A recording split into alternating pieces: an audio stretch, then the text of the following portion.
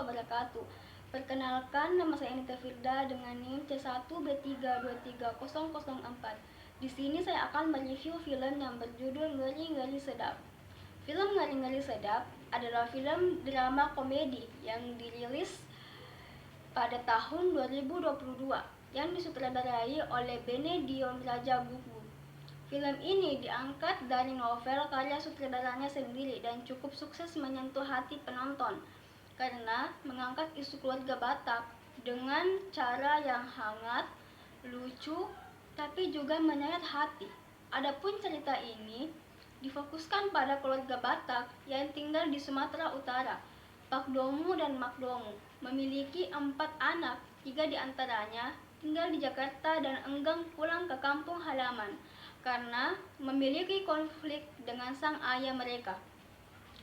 Supaya anak-anak mau pulang ke kampung, kedua orang tua ini berpura-pura ingin bercerai, yang bikin situasi jadi ngeri-ngeri sedap.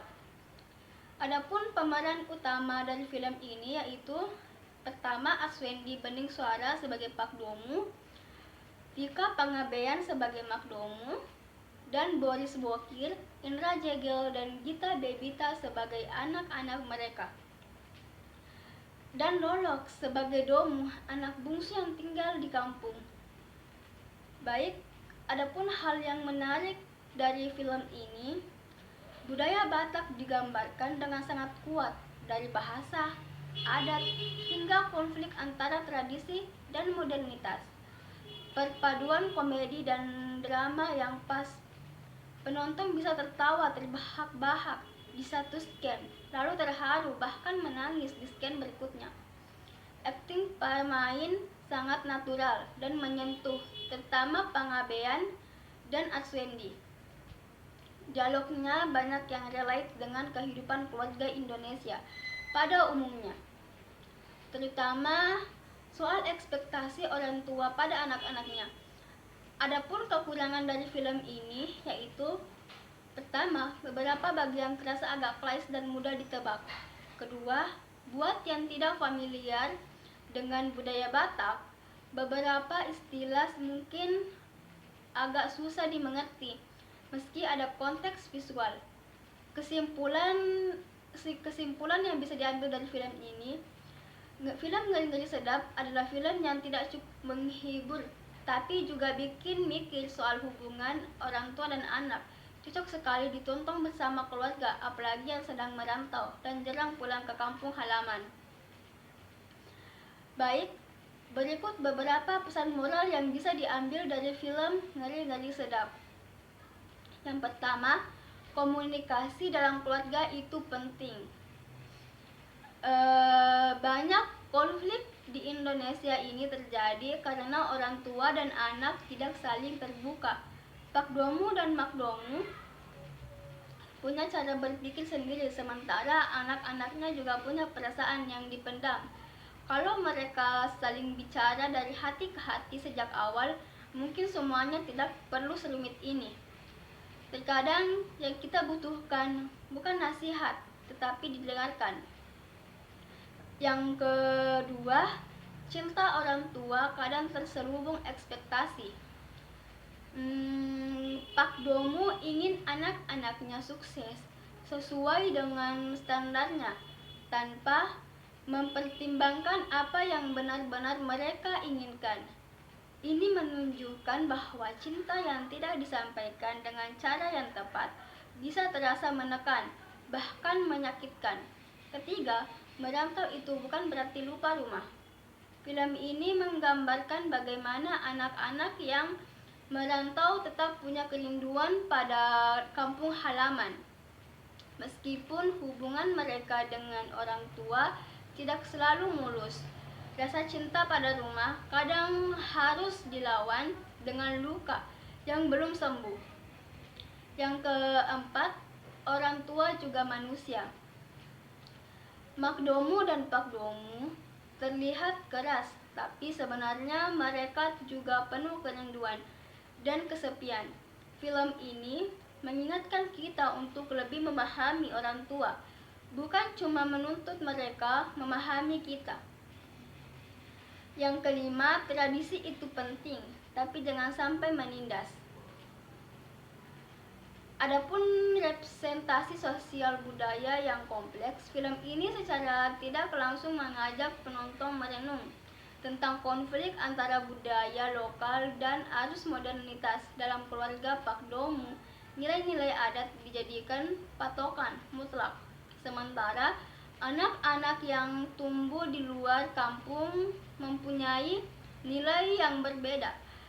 Ini menggambarkan betapa sulitnya menjaga harmoni ketika generasi berbeda, hidup dalam sistem nilai yang tidak selalu cocok. Ini juga mencerminkan banyak realita Indonesia, khususnya di daerah daerah-daerah dengan adat kuat, di mana generasi muda seringkali dianggap durhaka hanya karena ingin memilih jalan hidup mereka sendiri. Adapun yang kedua berikutnya, emosi yang tertahan dan luka yang tidak sembuh. Film ini menunjukkan betapa banyak keluarga menyimpan luka emosional dalam diam. Anak-anak merasa tidak dimengerti, tapi juga rindu rumah. Kita sayang tapi tidak bisa bilang. Kita rindu tapi tidak tahu cara untuk pulang. Film ini mengangkat soal benturan antara adat dan kebebasan pribadi. Pesannya sangat jelas, menjaga budaya penting, tapi jangan jadikan adat sebagai alasan untuk memaksa orang lain menjalani hidup yang bukan pilihannya.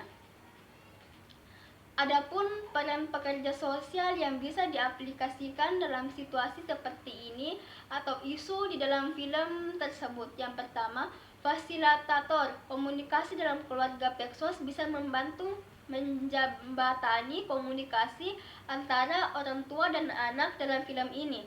Pak Domu dan Mak Domu anak-anaknya tidak pernah benar-benar bicara dari hati ke hati.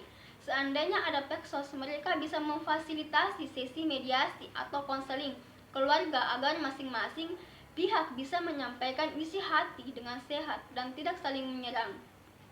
Yang kedua, advokat bagi hak anak dalam keluarga. Pak Domu cenderung memaksakan kehendak atas nama adat, seperti soal yang harus menjaga kampung atau menjadi anak laki-laki ideal. Peksos bisa memberikan edukasi bahwa setiap anak punya hak atas pilihannya sendiri, tanpa harus terbebani tradisi yang menekan. Yang ketiga, memberi edukasi soal pola asuh yang positif. Peksos juga berperan dalam mengubah cara pandang orang tua yang kaku terhadap pola asuh. Dalam film, orang tua merasa cara lama adalah yang terbaik. Peksos bisa masuk memberikan pemahaman bahwa zaman sudah berubah dan pola asuh pun harus lebih komunikatif dan terbuka. Yang keempat, mediator budaya dan psikologis. Karena konflik juga bersumber dari benturan antara adat Batak dengan kehidupan modern, Peksos bisa bertindak sebagai mediator budaya. Mereka bisa membantu keluarga untuk tetap menjaga nilai budaya tanpa menindas anggota keluarganya. Dan kelima, mendampingi individu yang tertekan secara emosional. Beberapa karakter seperti Domu dan Sarma sebenarnya terlihat menyimpan luka batin. Peksos bisa memberikan dengan psikososial agar mereka menanggung beban emosional sendiri.